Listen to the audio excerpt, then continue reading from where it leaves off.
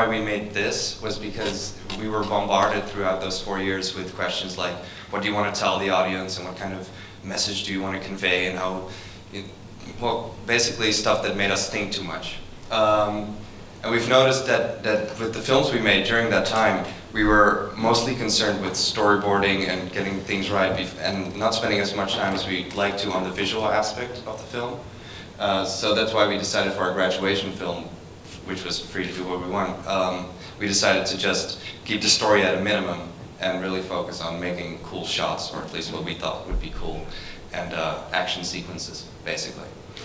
About our inspiration as well, like I said, we had those French animation films, which are like world-renowned. Like people that go to the French schools usually end up working for big animation studios, like DreamWorks or Pixar or whatever. And so there was this one film though called Meat Buck, which you probably haven't seen or haven't heard of, but looked really good. And it was a 3D film, but it looked sort of 2D, and we kind of wanted to fake that. But the thing was with Meat Buck that they had like some very good drawers, and most of the backgrounds were like 2D plates positioned so that it would look like 3D. Even the motion blur was drawn on. It was, well, yeah, it was mostly, it was kind of like a 2D movie, but it was really done in 3D. So. Right. So we had to fake that. So everything in the movie is actually 3D, and nothing, well, almost nothing is drawn. But still, we wanted to have like a 2D look. I really wanted to end with this one. Oh yeah, okay. Well, this is the end picture then. For some reason it was in the beginning, but well, here it is.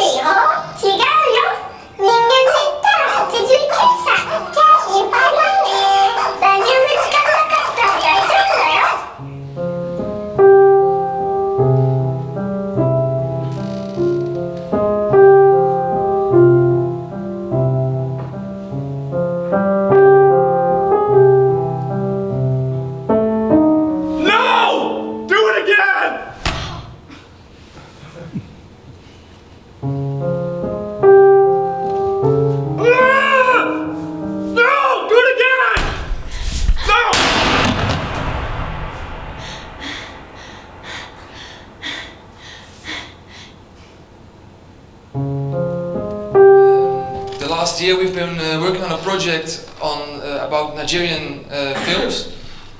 How many people here know the Nigerian film industry in Nollywood?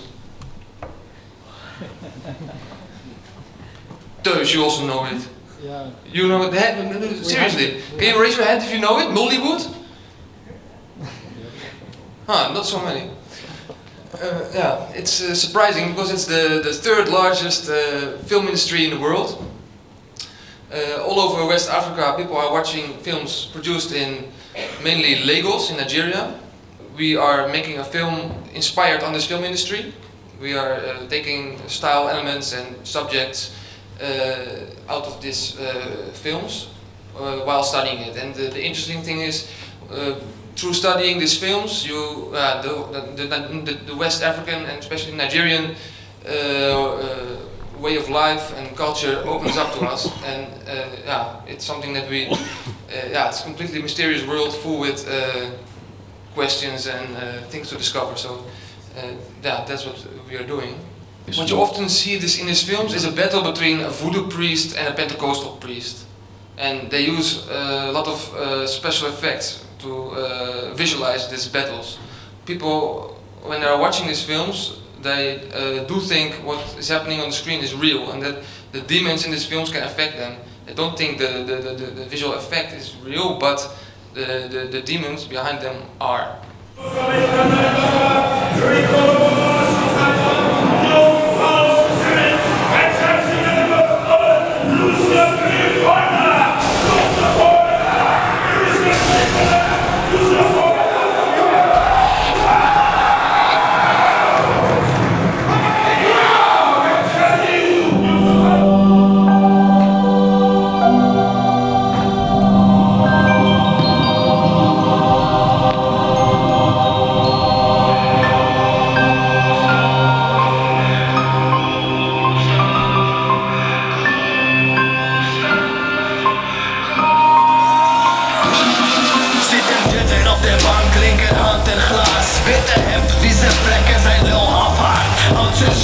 het leger, een paar jaar geleden. Maar sinds zijn pensioen is hij op zijn bank gaan leven. Dus zit het op de bank, trekt hij zich af. Pornokanaal staat standaard heel de avond aan. Want hij is zo vies, Chinese kleine gieten.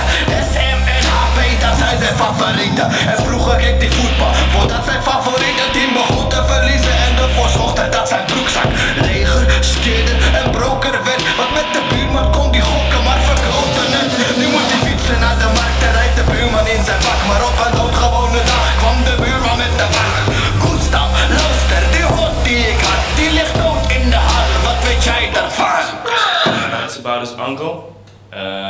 He used to be in the army, and now he's just sitting home on his couch watching porno films, masturbating.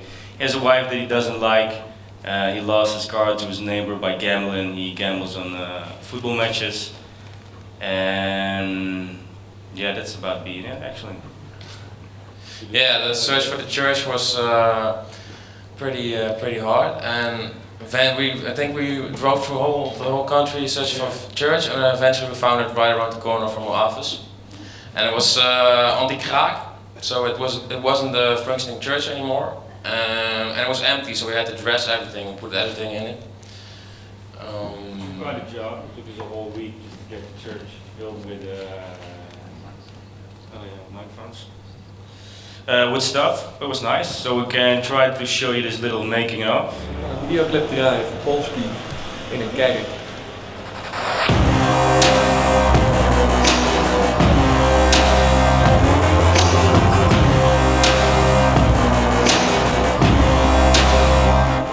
Basically, as an artist, I'm concerned about my own role and responsibility as a person in this world. So that, for me, is always the starting point for my work. And since doing that, I've really sort of looked at it through the feminist tradition, that the personal is always political. But at the same time, I'm sort of striving to create a form of contemporary art that is relevant for everyone in some way, which is quite a challenge. But one of the main questions for me now is how, in a world which is apparently more aware, more connected, more knowledgeable and more informed, do we actually live out that reality and explore the dilemmas in which we strive for those things? And basically, as an artist, I try and do that through, well, timeless forms of language, music, performance and ritual, and investigating it with new kind of technological and communicative systems. So I spent about a whole year researching everything that I could. I learned Estonian as fluently as I possibly could before going. And the questions which I was basically asking was, do I need to know about Estonia? Does Estonia need to know about me? Do we need to know about Estonia? What could, from Estonia, could possibly reflect the whole world in some way, something that we need to know? And this is a site which gives every person in two different towns, one OPSLAAN in Estonia and one Weymouth in the UK, to create a twin town friendship. And as part of that, I also wrote a song to consummate the relationship between these two towns. And this is a choir in London singing that. But it's been up for nearly 4 years. It continues to have over sort of 600 hits a month. It was picked up by both the newspapers very quickly, and in those two towns.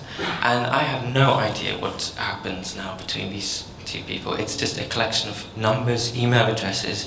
Maybe they have made contact, maybe they have not. But it is a sitting duck and monument waiting to happen.